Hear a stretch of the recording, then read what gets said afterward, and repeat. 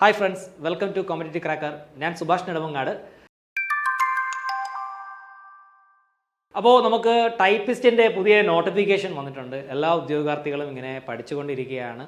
കാര്യമായിട്ട് പഠിച്ചു തുടങ്ങാത്ത ഉദ്യോഗാർത്ഥികളെല്ലാവരും പഠിച്ചു തുടങ്ങണം എന്ന് ഞാൻ പറയും കേട്ടോ. നമുക്ക് പഠിക്കാനായിട്ട് കുറച്ചധികം സമയം കിട്ടുമല്ലോ. അപ്പോൾ നോട്ടിഫിക്കേഷൻ ഇപ്പോൾ വന്നിട്ടുണ്ട്. അപ്പോൾ എല്ലാവരും എന്താ പറയേണ്ടത്, നിങ്ങളുടെ ഐ ഡിയിലൊക്കെ കയറി, പ്രൊഫൈലിൽ കയറി നിങ്ങൾ എന്ത് ചെയ്യുക, എക്സാമിന് വേണ്ടിയിട്ട് അപ്ലൈ ചെയ്യുക. സോ നമ്മുടെ LD ടൈപ്പിസ്റ്റ് പരീക്ഷയ്ക്ക് 40 മാർക്കാണ് വേർഡ് പ്രോസസ്സിങ്ങിൻ്റെ ഭാഗമായിട്ട് വരുന്നത്. ഈ 40 മാർക്ക് എന്ന് പറയുമ്പോൾ റാങ്ക് നിർണ്ണയിക്കുന്ന മാർക്കാണ് കേട്ടോ. അപ്പോൾ ടൈപ്പിസ്റ്റ് എന്ന് പറയുമ്പോഴത്തേക്ക് പ്രധാനമായിട്ടും അതിനകത്ത് വേർഡ് പ്രോസസ്സിങ് തന്നെയാണ് വരുന്നത്. കമ്പ്യൂട്ടറിൻ്റെ ബേസിക്സ്, അതേപോലെ തന്നെ വേർഡ് പ്രോസസ്സിങ് സോഫ്റ്റ്വെയറുകൾ, ഇത്തരത്തിലുള്ള കാര്യങ്ങളൊക്കെ ആയിരിക്കും ഇതിനകത്ത് വരുന്ന ചോദ്യങ്ങൾ കേട്ടോ. അപ്പോൾ ടൈപ്പിസ്റ്റ് റാങ്ക് ഉറപ്പിക്കുവാൻ 40 മാർക്ക് എന്തായാലും ആ 40 മാർക്ക് മുഴുവൻ നിങ്ങൾ വാങ്ങണം കേട്ടോ. അതായത് നമ്മുടെ ഈ word processing, basics of computer, ഈ ഭാഗത്തു നിന്ന് വരുന്ന മുഴുവൻ മാർക്കും നിങ്ങൾ വാങ്ങണം എന്ന് ഞാൻ പറയും. സോ നമ്മുടെ ഈ കമ്പ്യൂട്ടർ വേർഡ് പ്രോസസ്സിങ് മാത്രമായിട്ട് 40 മാർക്ക് എന്ന് ഞാൻ പറഞ്ഞല്ലോ. അവിടെ പ്രധാനമായിട്ടും നമ്മൾ പഠിക്കേണ്ട ഒരു കാര്യമാണ് ബേസിക്സ് ഓഫ് കമ്പ്യൂട്ടർ കേട്ടോ. ബേസിക്സ് ഓഫ് കമ്പ്യൂട്ടർ എന്ന് പറയുമ്പോഴത്തേക്ക് നിങ്ങളിൽ പല ഉദ്യോഗാർത്ഥികളും നേരത്തെ കഴിഞ്ഞിട്ടുള്ള ടൈപ്പിസ്റ്റ് പരീക്ഷകളും അല്ലെങ്കിൽ മറ്റ് കമ്പ്യൂട്ടർ വിഷയവുമായിട്ട് ബന്ധപ്പെട്ട് കിടക്കുന്ന PSC പരീക്ഷകൾ എഴുതിയിട്ടുണ്ടാകുമല്ലോ. അപ്പം അത്തരം ചോദ്യങ്ങളൊക്കെ തന്നെയാണ് മറ്റൊരു ശൈലിയിലോ അല്ലെങ്കിൽ അതേ ചോദ്യങ്ങൾ തന്നെയൊക്കെ ആയിരിക്കും ഇനിയുള്ള പരീക്ഷകൾക്കും വരുന്നത്. അപ്പോൾ അടുത്തിടെ PSC നടത്തിയിട്ടുള്ള വിവിധ പരീക്ഷകളിൽ ഈ ഒരു വേർഡ് പ്രോസസ്സിങ്ങുമായി ബന്ധപ്പെട്ട് കുറേയധികം വെറൈറ്റി ചോദ്യങ്ങളൊക്കെ ചോദിച്ചിട്ടുണ്ടായിരുന്നു. അപ്പോൾ അത്തരം കാര്യങ്ങളൊക്കെ ഒന്ന് ഹൈലൈറ്റ് ചെയ്ത് പഠിക്കേണ്ടതായിട്ട് വരും. നമ്മുടെ ഈ ബേസിക്സ് ഓഫ് കമ്പ്യൂട്ടറിൽ പ്രധാനമായിട്ടും നിങ്ങൾ അറിയേണ്ട ടോപ്പിക്സ് എന്ന് പറയുന്നത് നമ്മുടെ ഇൻപുട്ട് ഡിവൈസസും ഔട്ട്പുട്ട് ഡിവൈസസും. ഇൻപുട്ട് ഡിവൈസും ഔട്ട്പുട്ട് ഡിവൈസും നന്നായിട്ട് തന്നെ പഠിച്ചു വെക്കുക. ഇൻപുട്ട് ഡിവൈസും ഔട്ട്പുട്ട് ഡിവൈസും പറഞ്ഞു കഴിഞ്ഞാൽ നിങ്ങളെല്ലാവരും ഇൻപുട്ട് ഡിവൈസ് ഏതാണെന്നും ഔട്ട്പുട്ട് ഡിവൈസ് ഏതാണെന്നുള്ളത് എനിക്ക് പറഞ്ഞു തരും. അതെനിക്ക് നന്നായിട്ട് അറിയാം, കാരണം നിങ്ങളെല്ലാവരും അത് പഠിച്ചു വെച്ചിരിക്കുകയാണ്. ഇൻപുട്ട് ഡിവൈസ് പറഞ്ഞാൽ നിങ്ങൾ പറയും ഏതൊക്കെയാണ്, അറ്റ്ലീസ്റ്റ് ഒരു 5 ഇൻപുട്ട് ഡിവൈസ് എങ്കിലും നിങ്ങൾ പറയും. ഏതൊക്കെയാണ്? Keyboard, mouse, joystick, scanner, web camera, digital camera, ഇതൊക്കെ നിങ്ങൾക്ക് അറിയാം. അതുപോലെ തന്നെ OMR, optical mark reader, OCR, optical character recognition, MICR, magnetic ink character recognition, അതേപോലെ തന്നെ ബയോമെട്രിക് സെൻസർ, ബാർകോഡ് റീഡർ, ഇതെല്ലാം ഇൻപുട്ട് ഡിവൈസിൻ്റെ പരിധിയിൽ വരുന്നതാണ്. അപ്പോൾ ഇവ ഓരോന്നും വ്യക്തമായിട്ട് തന്നെ പഠിച്ചു വെക്കുക കേട്ടോ. അപ്പോൾ ഇൻപുട്ട് ഡിവൈസ് പഠിക്കുമ്പോഴത്തേക്ക് നിങ്ങൾ കീബോർഡിൽ നിന്ന് തന്നെ തുടങ്ങുക. കീബോർഡും മൗസും ഒക്കെ എന്താണെന്ന് നിങ്ങൾക്ക് അറിയാം. കീബോർഡ് എന്ന് പറയുമ്പോഴത്തേക്ക് ക്യാരക്ടേഴ്സ് ടൈപ്പ് ചെയ്യാനാണെന്നുള്ളത് എല്ലാവർക്കും അറിയാം. ഈവൻ കമ്പ്യൂട്ടർ ഇതുവരെയും പഠിച്ചിട്ടില്ലാത്ത ഒരാൾക്ക് പോലും അറിയാം. അതുപോലെ മൗസ് എന്ന് പറയുന്ന ഒരു പോയിന്റിംഗ് ഡിവൈസ് ആണ്. നിങ്ങൾ കീബോർഡ് പഠിക്കുമ്പോഴത്തേക്ക് ടൈപ്സ് ഓഫ് കീബോർഡ് കൂടി പഠിച്ചു വെക്കുക കേട്ടോ. കീബോർഡ് പ്രധാനമായിട്ടും 3 തരത്തിലാണ് വരുന്നത്. ഏതൊക്കെയാണ്? QWERTY type keyboard. QWERTY type എന്ന് പറയുമ്പോൾ QWERTY സീക്വൻസിൽ ക്യാരക്ടേഴ്സ് അറേഞ്ച് ചെയ്തിരിക്കുന്ന കീബോർഡാണ് QWERTY കീബോർഡ് എന്ന് പറയുന്നത്. അതുപോലെ തന്നെ ASERTY ടൈപ്പ് കീബോർഡ്. ASERTY എന്ന് പറയുമ്പോഴത്തേക്ക് AZDRTY സീക്വൻസിലായിരിക്കും കീസ് അറേഞ്ച് ചെയ്തിട്ടുള്ളത്. പിന്നെ DWORAC കീബോർഡ്. DWORAC എന്ന് പറയുമ്പോൾ DVORAK സീക്വൻസിലായിരിക്കും ക്യാരക്ടേഴ്സ് അറേഞ്ച് ചെയ്തിരിക്കുന്നത്. അപ്പോൾ അത്തരത്തിലുള്ള കാര്യങ്ങൾ പഠിച്ചു വെക്കുക. ഈ QWERTY കീബോർഡ് എന്ന് പറഞ്ഞു കഴിഞ്ഞാൽ നമുക്ക് ഇംഗ്ലീഷ് ഭാഷയിലൊക്കെ മാറ്റേഴ്സ് തയ്യാറാക്കുവാൻ വേണ്ടിയിട്ട് ലോകത്തെ ഏറ്റവും കൂടുതൽ ആളുകൾ യൂസ് ചെയ്യുന്ന ഒരു സ്റ്റാൻഡേർഡ് കീബോർഡാണ്. ഈ ASERTY കീബോർഡ് എന്ന് പറഞ്ഞു കഴിഞ്ഞാൽ ഫ്രഞ്ച് ഭാഷയിൽ മാറ്റേഴ്സ് കൈകാര്യം ചെയ്യുവാൻ അല്ലെങ്കിൽ ടൈപ്പ് ചെയ്യുവാൻ സൗകര്യപ്രദമായിട്ടുള്ള ഒരു കീബോർഡാണ് എന്നുള്ള കാര്യം മനസ്സിലാക്കുക. ഫ്രഞ്ച് ഔദ്യോഗിക ഭാഷയായിട്ടുള്ള ലോകത്തെ വിവിധ രാജ്യങ്ങളിൽ വളരെ പോപ്പുലർ ആയിട്ടുള്ള കീബോർഡാണ്. പിന്നെ ഈ DWORAC കീബോർഡ് എന്ന് പറഞ്ഞു കഴിഞ്ഞാൽ നമ്മുടെ ഫിംഗർ മൂവ്മെൻറ്റ്സ് മാക്സിമം റെഡ്യൂസ് ചെയ്തുകൊണ്ട് നമുക്ക് ക്യാരക്ടേഴ്സ് ഒക്കെ ടൈപ്പ് ചെയ്യാൻ സാധിക്കുന്ന ഒരു കീബോർഡാണ് DWORAC കീബോർഡ് എന്ന് പറയുന്നത്. നമ്മുടെ സാധാരണ ഒരു സ്റ്റാൻഡേർഡ് കീബോർഡിൽ 104 ക്യാരക്ടേഴ്സ് ആണ് ഉള്ളത് കേട്ടോ. 104 കീസ്, ക്യാരക്ടേഴ്സ് അല്ല കീസ്, 104 കീസ് ആണ് ഒരു സാധാരണ കമ്പ്യൂട്ടർ കീബോർഡിനകത്ത് അവൈലബിൾ ആയിട്ടുള്ളത്. പിന്നെ ബ്രാൻഡും മേക്കും ഒക്കെ മാറുമ്പോഴത്തേക്ക് ചില എക്സ്ട്രാ കീസ് ഒക്കെ വരും. എന്നാലും സ്റ്റാൻഡേർഡ് ആയിട്ടുള്ള കീബോർഡിൽ 104 ക്യാരക്ടേഴ്സ് ആണ് വരിക എന്നുള്ള കാര്യം മനസ്സിലാക്കുക. അതേപോലെ തന്നെ മൗസ് പഠിക്കുമ്പോഴത്തേക്ക് mechanical mouse, optical mouse, wireless mouse ഒക്കെ നന്നായിട്ട് പഠിക്കുക. അപ്പോൾ ഈ ഇൻപുട്ട് ഡിവൈസിൽ ഞാൻ പറഞ്ഞ ഇത്രയും കാര്യങ്ങൾ ശ്രദ്ധിക്കുക. ഇനി ഔട്ട്പുട്ട് ഡിവൈസിൻ്റെ കഥ നോക്കുകയാണെങ്കിൽ ഔട്ട്പുട്ട് ഡിവൈസ് പറഞ്ഞാൽ നിങ്ങൾക്ക് എല്ലാവർക്കും അറിയാം. എന്താണ്? മോണിറ്റർ, പ്രിൻ്റർ, സ്പീക്കർ, അതേപോലെ തന്നെ ഹെഡ്ഫോൺ, പ്ലോട്ടർ, ഇതെല്ലാം ഔട്ട്പുട്ട് ഡിവൈസിൻ്റെ പരിധിയിൽ വരുന്ന സംഗതികളാണ്. ഇവിടെ ഔട്ട്പുട്ട് ഡിവൈസിൽ നിങ്ങൾ മോണിറ്റർ പഠിക്കുമ്പോൾ ടൈപ്പ് ഓഫ് മോണിറ്റർ പഠിക്കുക കേട്ടോ. ഈ അടുത്തിടെ നടന്ന PSC പരീക്ഷകളിൽ ഈ മോണിറ്ററിനെ കുറിച്ചുള്ള ഒരു ചോദ്യം ഒത്തിരി ഉദ്യോഗാർത്ഥികൾക്ക് കൺഫ്യൂഷൻ വന്നിട്ടുണ്ടായിരുന്നു. അപ്പോൾ അത് നല്ല വൃത്തിയായിട്ട് പഠിക്കുക. അതായത് നിങ്ങളിപ്പോൾ CRT മോണിറ്റർ പറയാൻ പറഞ്ഞാൽ ചിലപ്പോൾ ഭൂരിഭാഗം ഉദ്യോഗാർത്ഥികളും പറയും അതിൻ്റെ full form cathode ray tube ആണെന്ന്. അതേപോലെ തന്നെ LCD monitor, LED monitor, TFT monitor, plasma monitor, ഇതെല്ലാം നിങ്ങൾക്ക് അറിയാം. ഈ അടുത്തിടെ നടത്തിയ ഒരു PSC പരീക്ഷയിൽ OLED മോണിറ്ററിനെ കുറിച്ച് ചോദിച്ചിട്ടുണ്ടായിരുന്നു. OLED മോണിറ്റർ എന്ന് പറഞ്ഞു കഴിഞ്ഞാൽ ഓർഗാനിക് ലൈറ്റ് എമിറ്റിംഗ് ഡയോഡ്. ഈ OLED മോണിറ്ററിനകത്ത് ബാക്ക് ലൈറ്റിംഗ് യൂസ് ചെയ്യുന്നുണ്ടോ എന്നായിരുന്നു ചോദ്യം. അപ്പോൾ ഉദ്യോഗാർത്ഥികളിൽ ഒരു 80% പേരും ആ ഒരു ചോദ്യത്തിൻ്റെ ഉത്തരം തെറ്റിക്കുകയാണ് ചെയ്തത് കേട്ടോ. വളരെ കുറച്ച് പേര് കറക്കി കുത്തിയൊക്കെ ആൻസർ എഴുതി. പിന്നെ വളരെ ചെറിയൊരു ശതമാനം ആൾക്കാർക്ക് മാത്രമേ അതിനെക്കുറിച്ച് അറിവുണ്ടായിരുന്നുള്ളൂ എന്നുള്ളതാണ് വാസ്തവം. അപ്പോൾ അത്തരത്തിലുള്ള ചോദ്യങ്ങൾ പ്രതീക്ഷിക്കാം. അപ്പോൾ OLED എന്ന് പറഞ്ഞാൽ organic light emitting diode monitor. ഇവിടെ ബാക്ക് ലൈറ്റിംഗ് എന്ന് പറയുന്ന ഒരു പ്രോസസ്സ് അപ്ലൈ ചെയ്യുന്നില്ല. സാധാരണ മോണിറ്ററുകളിലെല്ലാം ഡിസ്പ്ലേ പാനലിൽ ബാക്ക് ലൈറ്റിംഗ് അപ്ലൈ ചെയ്യുമ്പോഴാണ് അതിൻ്റെ മുന്നിൽ ഈ ഇമേജസ് ഫോം ചെയ്യുന്നത് കേട്ടോ.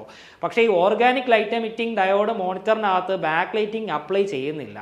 അവിടെ എന്താണ് ഈ ഓർഗാനിക് കോമ്പൗണ്ട്സിൻ്റെ സഹായത്തോടു കൂടിയാണ് എന്ത് ചെയ്യുന്നത്, ലൈറ്റ് പ്രൊഡ്യൂസ് ചെയ്യുന്നത് കേട്ടോ. ഈ OLED മോണിറ്ററിനകത്ത് വരുന്ന ഓരോ പിക്സൽസും ഇൻഡിവിജ്വലി ലൈറ്റ് എന്ത് ചെയ്യുന്നുണ്ട്, എമിറ്റ് ചെയ്യുന്നുണ്ട്. അപ്പോൾ അതിൻ്റെയൊക്കെ അടിസ്ഥാനത്തിലാണ് എന്ത് ചെയ്യുന്നത്, ആ മോണിറ്റർ വർക്ക് ചെയ്യുന്നത്, അല്ലെങ്കിൽ ഈ ഡിസ്പ്ലേയിൽ ഇമേജ് ഫോം ചെയ്യുന്നത്. അവിടെ ബാക്ക് ലൈറ്റിംഗ് എന്ന് പറയുന്ന ഒരു പ്രോസസ്സ് എന്ത് ചെയ്യുന്നില്ല, നടക്കുന്നില്ല. അപ്പോൾ ഇത്തരം കാര്യങ്ങൾ വളരെയധികം ശ്രദ്ധിച്ച് പഠിക്കുക. അതുപോലെ തന്നെ നിങ്ങളുടെ ഈ ഒരു സിലബസിനകത്ത് ലേറ്റസ്റ്റ് പെരിഫറൽസ് എന്ന് പറയുന്ന ഒരു സംഗതി പറഞ്ഞിട്ടുണ്ട് കേട്ടോ. ലേറ്റസ്റ്റ് പെരിഫറൽസ് എന്ന് പറഞ്ഞു കഴിഞ്ഞാൽ അത്യാവശ്യം കറണ്ട് അഫയേഴ്സ് പോലുള്ള കാര്യങ്ങളും കൂടി ഈ സാങ്കേതിക വിദ്യയിൽ നിങ്ങൾ പഠിക്കണം. ആ ലേറ്റസ്റ്റ് പെരിഫറൽസിനകത്ത് വരുന്ന ഒരു സാധനമാണ് ഈ OLED എന്ന് പറയുന്നത്, അല്ലെങ്കിൽ ഇത്തരത്തിലുള്ള മോണിറ്റേഴ്സ് എന്ന് പറയുന്നത്. അതുപോലെ വിവിധ തരത്തിലുള്ള മൗസസ്, ലേറ്റസ്റ്റ് ആയിട്ട് ഇറങ്ങിയിട്ടുള്ള സ്കാനറുകൾ, പ്ലോട്ടറുകൾ, അത്തരത്തിലുള്ള ടെക്നോളജി, ഇതിനെക്കുറിച്ച് നല്ലൊരു അറിവ് നിങ്ങൾ നേടിയിരിക്കണം കേട്ടോ. എങ്കിൽ മാത്രമേ ഈ ഭാഗത്ത് നിന്ന് ചോദിച്ചാൽ നിങ്ങൾക്ക് ആൻസർ എഴുതുവാനായിട്ട് സാധിക്കുകയുള്ളൂ. സോ ഔട്ട്പുട്ട് ഡിവൈസ് പഠിക്കുമ്പോഴത്തേക്ക് അത് നന്നായിട്ട് പഠിക്കുക. അതുപോലെ തന്നെ ഈ സ്കാനർ വിവിധ തരത്തിലുണ്ട്. ഫ്ലാറ്റ് ബെഡ് സ്കാനറുണ്ട്, അതുപോലെ തന്നെ നമുക്ക് ജസ്റ്റ് ഈ കയ്യിൽ ഹാൻഡ് ഹെൽഡ് ആയിട്ടുള്ള സ്കാനറുണ്ട്. ഇത്തരത്തിലുള്ള കാര്യങ്ങൾ നന്നായിട്ട് പഠിക്കുക. പ്ലോട്ടർ എന്താണ് എന്നുള്ള കാര്യം പഠിക്കുക. സോ അത്തരം കാര്യങ്ങൾ വൃത്തിയായിട്ട് നിങ്ങൾ പഠിച്ചു വെക്കുക. ഔട്ട്പുട്ട് ഡിവൈസ് പഠിക്കുമ്പോഴത്തേക്ക് നിങ്ങൾ എന്തൊക്കെയാണ് പഠിക്കേണ്ടേ? മോണിറ്റർ പഠിക്കുക, ടൈപ്സ് ഓഫ് മോണിറ്റർ പഠിക്കുക, മൗസ് പഠിക്കുക, ടൈപ്പ് ഓഫ് മൗസ് പഠിക്കുക, സ്കാനർ പഠിക്കുക, ടൈപ്പ് ഓഫ് സ്കാനേഴ്സ് പഠിക്കുക, പ്രിൻ്റർ പഠിക്കുക. സ്കാനർ വന്ന് ഇൻപുട്ട് ഡിവൈസിനകത്ത് വരുന്ന സംഗതിയാണ്.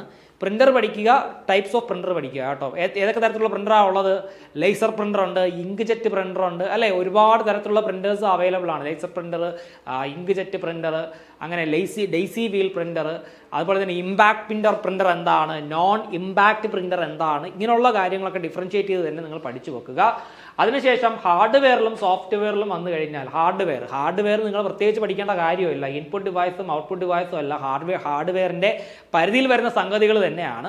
ഹാർഡ്വെയർ പഠിക്കുമ്പോഴത്തേക്ക് ഒരു ബേസിക് ലെവലിൽ നിന്നുകൊണ്ട് കമ്പ്യൂട്ടറിൻ്റെ കൺട്രോൾ യൂണിറ്റ് എന്താണ്, അർത്തമെറ്റിക് ലോജിക് യൂണിറ്റ് എന്താണ്, മദർ ബോർഡ് എന്താണ്, പ്രോസസ്സർ എന്താണ്, വിവിധ തരത്തിലുള്ള പോർട്ടുകൾ എന്താണ് എന്നുള്ളത് ഒരു ഒറ്റ നോട്ടത്തെ ജസ്റ്റ് ഒന്ന് വായിച്ച് പഠിച്ചു വെക്കുക കേട്ടോ. അത് ഭയങ്കരമായിട്ട് ടെക്നിക്കലി ചോദിക്കത്തില്ല, ബിക്കോസ് ഇതൊരു ടൈപ്പിസ്റ്റിൻ്റെ എക്സാമാണ്. അപ്പോൾ അതുകൊണ്ട് അതൊന്ന് ജസ്റ്റ് ഒന്ന് വായിച്ചു വെച്ചിരുന്നാൽ മതിയാവും. സോഫ്റ്റ്വെയറിനെ കുറിച്ച് പഠിക്കുമ്പോഴത്തേക്ക് എന്താണ് ഡേറ്റ, എന്താണ് പ്രോഗ്രാം, എന്താണ് സോഫ്റ്റ്വെയർ എത്ര തരത്തിലുണ്ട്, എത്ര തരത്തിലാണ് ഉള്ളത്? സിസ്റ്റം സോഫ്റ്റ്വെയറും ഉണ്ട്, ആപ്ലിക്കേഷൻ സോഫ്റ്റ്വെയറും ഉണ്ട്. അതുപോലെ അതിനകത്ത് വരുന്ന സിസ്റ്റം സോഫ്റ്റ്വെയറിനകത്ത് വരുന്ന ഓപ്പറേറ്റിംഗ് സിസ്റ്റം എന്താണ് എന്ന് പഠിക്കുക. അതുപോലെ ഡ്രൈവർ സോഫ്റ്റ്വെയർ എന്താണെന്ന് പഠിക്കുക. യൂട്ടിലിറ്റി പ്രോഗ്രാംസ് എന്താണെന്ന് പഠിക്കുക. ഇങ്ങനെയുള്ള കാര്യങ്ങളൊക്കെ പഠിച്ചു വെക്കുക. അതേപോലെ തന്നെ ആപ്ലിക്കേഷൻ സോഫ്റ്റ്വെയർ എന്താണ് എന്നുള്ളത് പഠിക്കുക കേട്ടോ. അപ്പോൾ സോഫ്റ്റ്വെയർ പഠിക്കുമ്പോഴത്തേക്ക് എന്താണ് പ്രോഗ്രാം, എന്താണ് സിസ്റ്റം സോഫ്റ്റ്വെയർ, എന്താണ് ആപ്ലിക്കേഷൻ സോഫ്റ്റ്വെയർ, ഇങ്ങനെയുള്ള കാര്യങ്ങളൊന്ന് പഠിച്ചു വെക്കുക. അതിനുശേഷം നിങ്ങൾ പഠിക്കേണ്ടതാണ് മെമ്മറിയും സ്റ്റോറേജ് ഡിവൈസും. മെമ്മറി സ്റ്റോറേജ് ഡിവൈസ് എന്ന് പറയുമ്പോഴത്തേക്ക് നിങ്ങൾ പഠിക്കേണ്ടത് വേറൊന്നുമല്ല. കമ്പ്യൂട്ടറിൻ്റെ മെമ്മറി രണ്ട് തരത്തിലുണ്ട്. പ്രൈമറി മെമ്മറിയും ഉണ്ട്, സെക്കൻഡറി മെമ്മറിയും ഉണ്ട്. പ്രൈമറി മെമ്മറിക്കകത്ത് വരുന്ന മെമ്മറീസ് ഏതൊക്കെയാണ്? റാം, റോം, ക്യാഷ് മെമ്മറി, രജിസ്റ്ററുകൾ, ഇങ്ങനെയുള്ള കാര്യങ്ങളൊക്കെ ഒന്ന് പഠിച്ചു വെക്കുക കേട്ടോ. ഇതാണ് പ്രൈമറി മെമ്മറി എന്ന് പറയുന്നത്. പ്രൈമറി മെമ്മറിയെ നമുക്ക് മെയിൻ മെമ്മറി എന്നും ഇന്റേണൽ മെമ്മറി എന്നൊക്കെ പറയാം. അതുപോലെ തന്നെ സെക്കൻഡറി മെമ്മറി പഠിക്കുക. സെക്കൻഡറി മെമ്മറി എന്ന് പറയുമ്പോഴത്തേക്ക് hard disk, SSD, solid state drive, pen drive, memory card, പിന്നെ NVMe, ഇങ്ങനെയുള്ള കാര്യങ്ങളൊക്കെ ഒന്ന് പഠിച്ചു വെക്കുക കേട്ടോ. അപ്പോൾ NVMe എന്ന് പറയുമ്പോൾ ഈ ലേറ്റസ്റ്റ് പെരിഫറൽസിന്റെ പരിധിയിൽ നമുക്ക് പെടുത്താം കേട്ടോ. നോൺ വോളറ്റൈൽ മെമ്മറി എക്സ്പ്രസ് എന്നുള്ളതാണ് NVMeയുടെ ഫുൾ ഫോം എന്ന് പറയുന്നത്. നോൺ വോളറ്റൈൽ മെമ്മറി എക്സ്പ്രസ്, അതാണ് ഈ ലേറ്റസ്റ്റ് പെരിഫറൽസിന്റെ ആ ഒരു ഭാഗത്ത് നമുക്ക് പഠിക്കാൻ പറ്റും.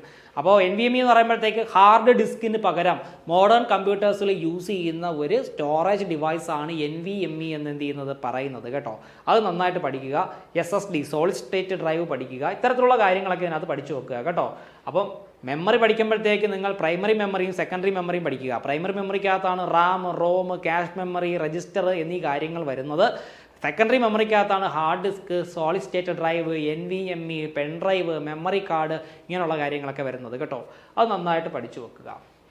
പിന്നെ ഇമെയിൽ എന്താണ് ഇമെയിൽ, വേരിയസ് ഇമെയിൽ സർവീസസ് ഏതൊക്കെയാണ്, ഹോട്ട്മെയിൽ, യാഹു, ജിമെയിൽ, ഇതെല്ലാം വേരിയസ് ഇമെയിൽ സർവീസസ് ആണ്. അത്തരത്തിലുള്ള കാര്യങ്ങളൊക്കെ പഠിച്ചു വെക്കുക. അതുപോലെ തന്നെ ഒരു ഇമെയിലിൻ്റെ സ്ട്രക്ചർ പഠിച്ചു വെക്കണം കേട്ടോ. ഇമെയിലിൻ്റെ സ്ട്രക്ചർ നിങ്ങൾ എന്ത് ചെയ്യണം, പഠിച്ചു വെക്കണം.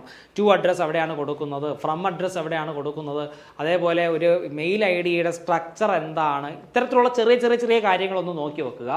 പിന്നെ ബ്രൗസേഴ്സ്, വെബ് ബ്രൗസർ പഠിക്കുമ്പോഴത്തേക്ക് എന്തൊക്കെ പഠിക്കണം, web browser Google Chrome, Mozilla Firefox, opera, safari, ഇതെല്ലാം വെബ് ബ്രൗസറുകളാണ് എന്നുള്ള കാര്യം അറിഞ്ഞിരിക്കുക. പിന്നെ സെർച്ച് എഞ്ചിൻ എന്ന് പറയുമ്പോൾ നിങ്ങൾക്ക് അറിയാമല്ലോ, നമുക്ക് ആവശ്യമായിട്ടുള്ള ഇൻഫർമേഷൻ അല്ലെങ്കിൽ വെബ് പേജുകൾ ഒക്കെ നമുക്ക് സെർച്ച് ചെയ്തെടുക്കുവാനായിട്ട് യൂസ് ചെയ്യുന്ന ഒരു ടൂള് അല്ലെങ്കിൽ ഒരു പ്രോഗ്രാമാണ് സെർച്ച് എഞ്ചിൻ എന്ന് പറയുന്നത്.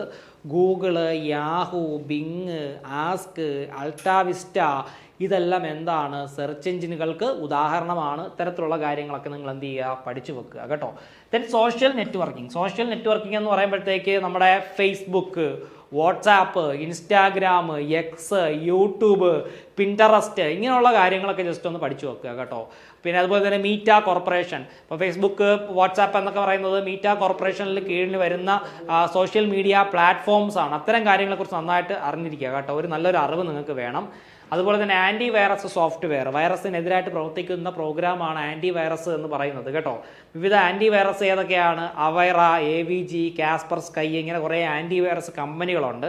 അവയൊക്കെ നന്നായിട്ടൊന്ന് വായിച്ചു വെക്കുക. പിന്നെ യൂണിക്കോഡുമായി ബന്ധപ്പെട്ട് കിടക്കുന്ന കാര്യങ്ങൾ പഠിച്ചു വെക്കുക. എന്താണ് website, web page, collection of web പേജുകളെയാണ് വെബ്സൈറ്റ് എന്ന് പറയുന്നത്. ഇൻ്റർനെറ്റിനകത്ത് കിടക്കുന്ന റിസോഴ്സസ് ഒക്കെ നമുക്ക് കാണാൻ സാധിക്കുന്നത് വെബ്സൈറ്റുകൾക്കകത്ത് നിന്നാണ്. ഇങ്ങനെയുള്ള കാര്യങ്ങളൊക്കെ പഠിച്ചു വെക്കുക. അതുപോലെ തന്നെ വിൻഡോസ് എന്ന് പറഞ്ഞാൽ എന്താണ്, ഒരു ഓപ്പറേറ്റിംഗ് സിസ്റ്റമാണ്. വിൻഡോസ് എന്ന് പറഞ്ഞാൽ ഒരു ഓപ്പറേറ്റിംഗ് സിസ്റ്റമാണ്.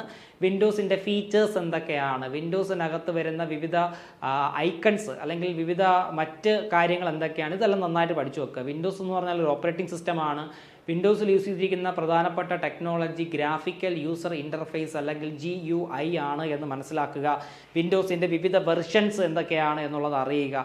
ഇങ്ങനെയുള്ള കാര്യങ്ങളൊക്കെ ഈ ഒരു ഭാഗത്ത് നിന്ന് പഠിക്കണം. ഞാൻ പറഞ്ഞ ഇത്രയും കാര്യങ്ങൾ നിങ്ങൾ പഠിച്ചു കഴിഞ്ഞാൽ ബേസിക്സ് ഓഫ് കമ്പ്യൂട്ടറിൽ നിന്ന് നിങ്ങൾക്ക് മുഴുവൻ മാർക്കും സ്കോർ ചെയ്യാം. ഒരു മാർക്ക് പോലും നിങ്ങൾ കളയേണ്ടതായിട്ടില്ല. നിങ്ങൾക്കിവിടെ അല്പം കൺഫ്യൂഷനായിട്ടും അല്ലെങ്കിൽ ഒരു അപരിചിത്വം തോന്നുന്ന തരത്തിലുള്ള ചോദ്യം വരാൻ ചാൻസ് ഉള്ളത് ഈ ലേറ്റസ്റ്റ് പെരിഫറൽസിനകത്ത് നിന്നുമായിരിക്കും കേട്ടോ. ലേറ്റസ്റ്റ് പെരിഫറൽസ് എന്ന് പറയുമ്പോഴത്തേക്ക് ഓരോ ദിവസവും ഇങ്ങനെ ടെക്നോളജി വളർന്നുകൊണ്ടിരിക്കുകയാണ്. അപ്പോൾ പുതിയ ടെക്നോളജി പരമായിട്ടുള്ള കാര്യങ്ങൾ ഇനി ഇറങ്ങിയല്ലേ, അപ്പോൾ അതുമായിട്ട് ബന്ധപ്പെട്ടുള്ള ചോദ്യം ചിലപ്പോൾ നിങ്ങൾക്കൊരു കൺഫ്യൂഷൻ വന്നേക്കാം കേട്ടോ. ബാക്കിയൊന്നും പ്രശ്നമില്ല. ഈ പറഞ്ഞിരിക്കുന്ന കാര്യം അതുപോലെ പഠിച്ചു കഴിഞ്ഞാൽ നിങ്ങൾക്ക് മുഴുവൻ മാർക്കും സ്കോർ ചെയ്യാനായിട്ട് സാധിക്കും. ഓക്കെ, നമുക്ക് ഇനി പഠിക്കേണ്ട കാര്യങ്ങൾ എന്തൊക്കെയാണ് എന്നുള്ളത് പരിശോധിക്കാം. MS വേർഡുമായി ബന്ധപ്പെട്ടിട്ടുള്ള അത്യാവശ്യം നല്ല രീതിയിലുള്ള ചോദ്യങ്ങളുണ്ടാകും. നിങ്ങൾക്ക് ഏറ്റവും കൂടുതൽ പഠിക്കേണ്ടത് മൈക്രോസോഫ്റ്റ് വേർഡുമായിട്ട് ബന്ധപ്പെട്ട് കിടക്കുന്ന ചോദ്യങ്ങളാണ് കേട്ടോ. ബിക്കോസ് നിങ്ങളുടെ തസ്തികയുടെ പേര് എന്ന് പറയുന്നത് ടൈപ്പിസ്റ്റ് എന്നാണ്. പ്യൂർലി ടൈപ്പിംഗ് എന്ന് പറയുന്ന ആ ഒരു ജോലിയിലേക്കാണ് നിങ്ങൾ ജോലി കിട്ടി പോവേണ്ടത്. സോ മൈക്രോസോഫ്റ്റ് വേർഡ് അത്യാവശ്യം നന്നായിട്ട് തന്നെ നിങ്ങൾ പഠിക്കേണ്ടതായിട്ട് വരും. ഏറ്റവും കൂടുതൽ പഠിക്കാനുള്ളതും ഈ ഒരു ടോപ്പിക്ക് തന്നെയാണ്. അവിടെ പ്രധാനമായിട്ടും മൈക്രോസോഫ്റ്റ് വേർഡിൻ്റെ ഇൻട്രൊഡക്ഷൻ എന്ന് പറയുമ്പോഴത്തേക്ക് മൈക്രോസോഫ്റ്റ് വേർഡ് എന്ന് വെച്ചാൽ എന്താണ്, എന്തിൻ്റെ ഭാഗമായിട്ടാണ് ഈ വേർഡ് സോഫ്റ്റ്വെയർ വരുന്നത്, അത്യാവശ്യമായിട്ട് ചരിത്രം കൂടി അറിഞ്ഞിരിക്കണം കേട്ടോ. മൈക്രോസോഫ്റ്റ് വേർഡ് ഇൻവെൻറ്റ് ചെയ്തത് ആരാണ്, മൈക്രോസോഫ്റ്റ് വേർഡിൻ്റെ ആദ്യത്തെ പേരെന്തായിരുന്നു, ഇത് ഈ അടുത്തിടെ നടന്ന ഹൈക്കോർട്ട് കമ്പ്യൂട്ടർ അസിസ്റ്റന്റ് പരീക്ഷയ്ക്ക് ചോദിച്ചൊരു ചോദ്യമാണ് കേട്ടോ. ഈ മൈക്രോസോഫ്റ്റ് വേർഡ് ഡെവലപ്പ് ചെയ്തത് ആരാണ്, ചാൾസ് സൈമണി എന്ന് പറയുന്ന ഒരു വ്യക്തിയാണ് എന്ത് ചെയ്തത്, മൈക്രോസോഫ്റ്റ് വേർഡ് ഡെവലപ്പ് ചെയ്തത് എന്നുള്ള കാര്യം മനസ്സിലാക്കുക. മൈക്രോസോഫ്റ്റ് വേർഡിൻ്റെ ആദ്യത്തെ പേരെന്ന് പറയുന്നത് മൾട്ടി വേർഡ് ടൂൾ എന്നായിരുന്നു. ഈ രണ്ട് ചോദ്യങ്ങളും നമ്മുടെ ഇക്കഴിഞ്ഞ ഹൈക്കോർട്ട് കമ്പ്യൂട്ടർ അസിസ്റ്റന്റ് പരീക്ഷയ്ക്ക് ചോദിച്ചിരുന്നു കേട്ടോ. അതുപോലെ തന്നെ വേർഡ് വിൻഡോയ്ക്കകത്ത് വരുന്ന ഇൻ്റർഫേസുകൾ എന്തൊക്കെയാണ്, title bar, ribbon, status bar, വിവിധ തരത്തിലുള്ള ടൂൾ ബാറുകൾ, ഇവ ഓരോന്നും വ്യക്തമായിട്ട് എന്ത് ചെയ്യുക, പഠിച്ചു വെക്കുക കേട്ടോ. അപ്പം ടൂൾ ബാറിനകത്താണ് വേരിയസ് ടൂൾസ് വരുന്നത് കേട്ടോ. അതിൽ തന്നെ ക്വിക്ക് ആക്സസ് ടൂൾ ബാർ എന്താണെന്ന് ചോദിക്കും. ക്വിക്ക് ആക്സസ് ടൂൾ ബാറുമായി ബന്ധപ്പെട്ട ഒരു ചോദ്യവും ഈ കഴിഞ്ഞ ഹൈക്കോർട്ടിൻ്റെ കമ്പ്യൂട്ടർ അസിസ്റ്റന്റ് പരീക്ഷയ്ക്ക് ചോദിച്ചിട്ടുണ്ടായിരുന്നു. അത് ടൈപ്പിസ്റ്റ് പരീക്ഷയ്ക്കും ഒക്കെ ചോദിക്കുവാനുള്ള സാധ്യത വളരെയധികം കൂടുതലാണ് കേട്ടോ. ക്വിക്ക് ആക്സസ് ടൂൾ ബാറിനകത്ത് സാധാരണയായിട്ട് നമുക്ക് എന്തൊക്കെയാണ് കാണാൻ സാധിക്കുക, അൺഡു, റീഡു, അതേപോലെ തന്നെ എന്താണ് സേവ് ബട്ടൺ, ഇതൊക്കെയാണ് സാധാരണഗതിയിൽ നമുക്ക് ക്വിക്ക് ആക്സസ് ടൂൾ ബാറിനകത്ത് കാണാൻ സാധിക്കുക. അതുപോലെ തന്നെ മറ്റൊരു രീതിയിൽ ചോദിക്കാം, quick access tool bar customisable ആണോ എന്ന് ചോദിക്കും. കസ്റ്റമൈസബിൾ ആണോ എന്ന് ചോദിച്ചാൽ കസ്റ്റമൈസബിൾ ആണ്. നമുക്ക് ആവശ്യമായിട്ട് വരുന്ന അല്ലെങ്കിൽ മോസ്റ്റ്ലി യൂസ്ഡ് ആയിട്ടുള്ള ടൂളുകൾ നമുക്ക് അവിടെ എന്ത് ചെയ്യാൻ പറ്റും, കൊണ്ടുചെന്ന് പിൻ ചെയ്ത് വെക്കുവാനായിട്ട് സാധിക്കും കേട്ടോ. അതുപോലെ തന്നെ സ്റ്റാറ്റസ് ബാർ എന്താണെന്ന് ചോദിക്കാം. സ്റ്റാറ്റസ് ബാർ എന്ന് പറഞ്ഞാൽ നമ്മുടെ ഡോക്യുമെൻറ്റിൻ്റെ കറണ്ട് സ്റ്റാറ്റസ്, എത്ര പേജസ് ഉണ്ട്, എത്ര ക്യാരക്ടേഴ്സ് ഉണ്ട്, എത്ര ലൈൻസ് ഉണ്ട്, ഇങ്ങനെയുള്ള കാര്യങ്ങളൊക്കെ നമുക്ക് ഈ സ്റ്റാറ്റസ് ബാറിനകത്ത് നോക്കിക്കഴിഞ്ഞാൽ എന്ത് ചെയ്യാൻ പറ്റും, മനസ്സിലാക്കാൻ പറ്റും. അതുപോലെ തന്നെ റിബൺ എന്ന് പറഞ്ഞാൽ എന്താണ്, ribbon contains group of menus അല്ലെങ്കിൽ ടാബ്സ്. മൈക്രോസോഫ്റ്റ് വേർഡിനകത്തുള്ള അല്ലെങ്കിൽ മൈക്രോസോഫ്റ്റ് ഓഫീസ് പാക്കേജിനകത്തുള്ള എല്ലാ ആപ്ലിക്കേഷൻസിലും റിബൺസ് ഉണ്ട്. റിബൺസിലാണ് നമുക്ക് ആവശ്യമായിട്ടുള്ള മെനൂസ് മുഴുവൻ എന്ത് ചെയ്തിരിക്കുന്നത്, ഓർഗനൈസ് ചെയ്ത് വെച്ചിരിക്കുന്നത് കേട്ടോ, മനസ്സിലാക്കുക. നമ്മുടെ മൈക്രോസോഫ്റ്റ് ഓഫീസ് 2007 വെർഷനിലാണ് റിബൺ എന്ന് പറയുന്ന ഫീച്ചർ ആദ്യമായിട്ട് ഇൻട്രൊഡ്യൂസ് ചെയ്തത്. ദെൻ ഡോക്യുമെൻ്റ്, ഒരു ഡോക്യുമെൻ്റ് നമുക്ക് എങ്ങനെ ക്രിയേറ്റ് ചെയ്യാം, ഓപ്പൺ ചെയ്യാം, സേവ് ചെയ്യാം, പ്രിന്റ് ചെയ്യാം, ക്ലോസ് ചെയ്യാം, ഇതെല്ലാം ചെറിയ കാര്യങ്ങളാണ് കേട്ടോ. കുഞ്ഞു കാര്യങ്ങളാണ്, അത്രയും വലിയ കാര്യങ്ങളൊന്നുമല്ല. ഒരു പുതിയ ഡോക്യുമെൻ്റ് ക്രിയേറ്റ് ചെയ്യാനായിട്ട് യൂസ് ചെയ്യുന്ന ഷോർട്ട് കട്ട് Ctrl+N ആണ്. ഒരു ഡോക്യുമെൻ്റ് ഓപ്പൺ ചെയ്യാനായിട്ട് യൂസ് ചെയ്യുന്ന ഷോർട്ട് കട്ട് Ctrl+O ആണ്. സേവ് ചെയ്യാനായിട്ട് നമ്മൾ യൂസ് ചെയ്യുന്ന ഷോർട്ട് കട്ട് എന്ന് പറയുന്നത് Ctrl+S ആണ്. പ്രിന്റ് ചെയ്യാനായിട്ട് നമ്മൾ യൂസ് ചെയ്യുന്ന ഷോർട്ട് കട്ട് എന്ന് പറയുന്നത് Ctrl+P ആണ്. ക്ലോസ് ചെയ്യാനായിട്ട് നമ്മൾ യൂസ് ചെയ്യുന്ന ഷോർട്ട് കട്ട് എന്ന് പറയുന്നത് Ctrl+W ആണ് കേട്ടോ. അപ്പോൾ ഇത്രയും ഷോർട്ട് കട്ടുകളൊക്കെ നന്നായിട്ട് പഠിച്ചു വെക്കുക. അപ്പോൾ create, open, save, print, close, ഇത്രയും കാര്യങ്ങൾ നന്നായിട്ട് തന്നെ പഠിച്ചു വെക്കുക കേട്ടോ. നെക്സ്റ്റ് ഫോണ്ട്, ഒരു ഫോണ്ടിൻ്റെ സൈസ്, സ്റ്റൈല്, എഫക്ട്സ്, ഇത്തരത്തിലുള്ള കാര്യങ്ങളൊക്കെ നമുക്ക് എങ്ങനെ കസ്റ്റമൈസ് ചെയ്യാം, എങ്ങനെ മാറ്റാം എന്നുള്ള കാര്യം പഠിച്ചു വെക്കുക കേട്ടോ. അതേപോലെ തന്നെ ഫോണ്ട് സ്റ്റൈല്, ഫോണ്ട് ടൈപ്പ് ഒക്കെ നന്നായിട്ട് പഠിക്കുക. ഫോണ്ട് സ്റ്റൈല് എന്ന് പറഞ്ഞിട്ട് ഉദ്ദേശിക്കുന്നത് എന്താണ്, ബോൾഡും ഇറ്റാലിക്സും അണ്ടർലൈനുമാണ്. ഇതൊക്കെ എന്താണ്, ഫോണ്ട് സ്റ്റൈലുകളാണ്. ഇനി ഫോണ്ടിൻ്റെ ടൈപ്പ് ചോദിച്ചു കഴിഞ്ഞാൽ പറയുക ഏരിയൽ, അതേപോലെ തന്നെ ടൈംസ് ന്യൂ റോമൻ, അൽഗേറിയൻ, കാലിബ്രി, ഇതൊക്കെയാണ് ഫോണ്ട് ടൈപ്പുകൾ എന്ന് പറയുന്നത്. മൈക്രോസോഫ്റ്റ് വേർഡിലെ ഡിഫോൾട്ടായിട്ടുള്ള ഫോണ്ട് ടൈപ്പ് ഏതാണെന്ന് ചോദിച്ചാൽ പറയുക കാലിബ്രി. ഡിഫോൾട്ടായിട്ടുള്ള ഫോണ്ട് സൈസ് എന്ന് പറയുന്നത് 11 കേട്ടോ. 11 ഡിഫോൾട്ടായിട്ടുള്ള ഫോണ്ട് സൈസ്. ഡിഫോൾട്ടായിട്ടുള്ള ഫോണ്ട് ടൈപ്പ് എന്ന് പറയുന്നത് ഏതാണ്, കാലിബ്രി ആണ് എന്നുള്ള കാര്യവും മനസ്സിലാക്കുക. ഇക്കഴിഞ്ഞ ഒരു PSC പരീക്ഷയ്ക്ക് ചോദിച്ചൊരു ചോദ്യമാണ്, the default font type in Microsoft word is dash എന്ന് ചോദിച്ചിരുന്നു. ഉത്തരം കാലിബ്രി എന്നാണ് കേട്ടോ. കാലിബ്രിയാണ് ഡിഫോൾട്ടായിട്ടുള്ള ഫോണ്ട് എന്ന് പറയുന്നത്.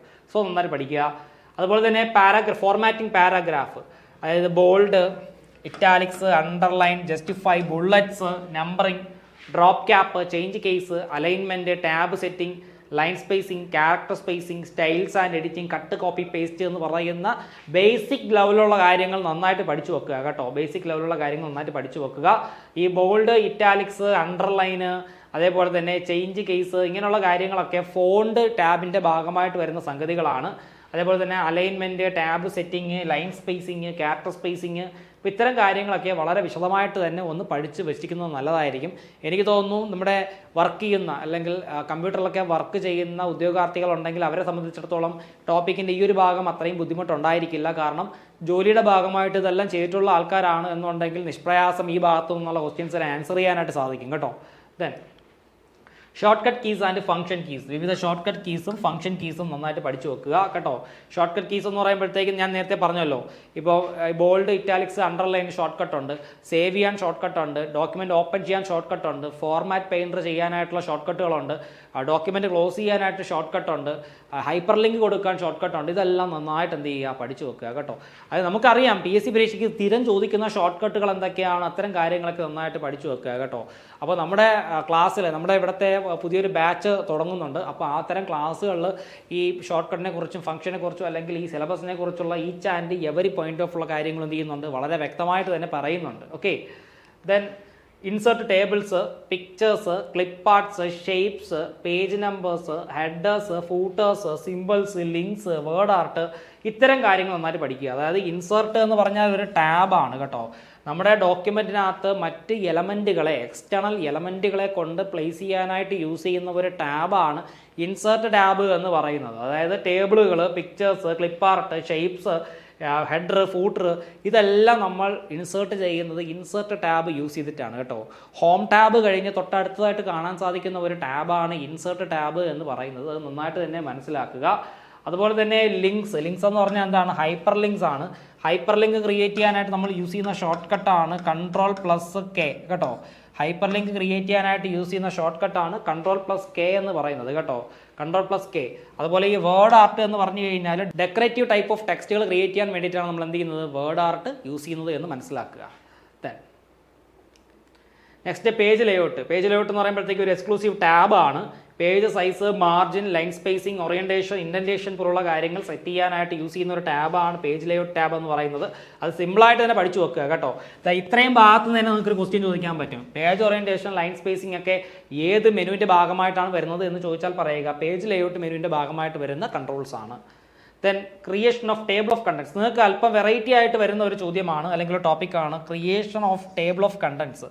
Index, foot notes, end notes, ഇതെല്ലാം റഫറൻസസ് എന്ന് പറയുന്ന ഒരു ടാബുണ്ട്. റഫറൻസസ് എന്ന് പറയുന്ന ഒരു ടാബുണ്ട്. നമ്മൾ അധികം ഉപയോഗിക്കാത്ത ഒരു ടാബാണ് ഈ റഫറൻസസ് ടാബ് എന്ന് പറയുന്നത്. റഫറൻസസ് ടാബുമായിട്ട് ബന്ധപ്പെട്ട് കിടക്കുന്ന കാര്യമാണ് table of contents, index, foot notes, end notes എന്ന് പറയുന്നത്.